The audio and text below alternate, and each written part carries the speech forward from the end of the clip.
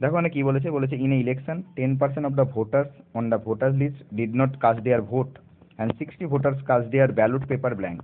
তাহলে আমি ধরে নিলাম যে টোটাল 101 জন কি রয়েছে, ভোটার্স রয়েছে, তার মধ্যে 10% ভোট কি ভোট দেয়নি, নাহলে 101-এর 10% কত হয়ে যাবে 10x।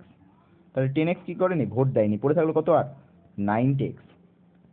এই 90x-এর মধ্যে 60 ভোটার কি করেনি, তাদের যে ভোট দিয়েছে সেটা ব্ল্যাঙ্ক পেপার দিয়েছে, ব্যালট পেপার ব্ল্যাঙ্ক দিয়েছে, নাহলে এর মধ্যে 60 ব্ল্যাঙ্ক পেপার দিয়েছে, আর পড়ে থাকলো কত, নাহলে পড়ে থাকলো 90x minus 60।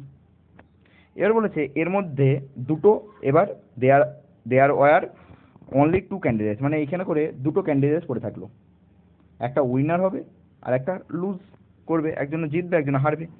The winner was supported by 47 of the all the voters, of the total ভোটের 47% পেয়েছে। টোটাল ভোট কত রয়েছে, টোটাল ভোট হয়েছে 100x, 100x এর 47% মানে কত 47x। তাহলে উইনার পেয়েছে 47x ভোট, উইনার পেয়েছে 47x ভোট। না লুজার কত পড়ে থাকবে, যে 90x থেকে 90x বিয়োগ 60 থেকে 47x বাদ দিই, তাহলে আমাদের পড়ে থাকবে 43x বিয়োগ 60, না লুজার পাবে এত ভোট। এর বলেছে হি গট, মানে যে জিতেছে সে 308 voters more than his reveal, মানে হারার থেকে যে জিতেছে সে 308 ভোট বেশি পেয়েছে হারার থেকে। তাহলে এখানে করে আমরা দেখতে পাচ্ছি কত বেশি পেয়েছে, এখানে করে দেখতে পাচ্ছি যদি বিয়োগ করি আমাদের অ্যান্সার বেরোবে 4x প্লাস 60 বেরোবে, আর এই 4x প্লাস 60টা আমাদের বলে দিয়েছে 308।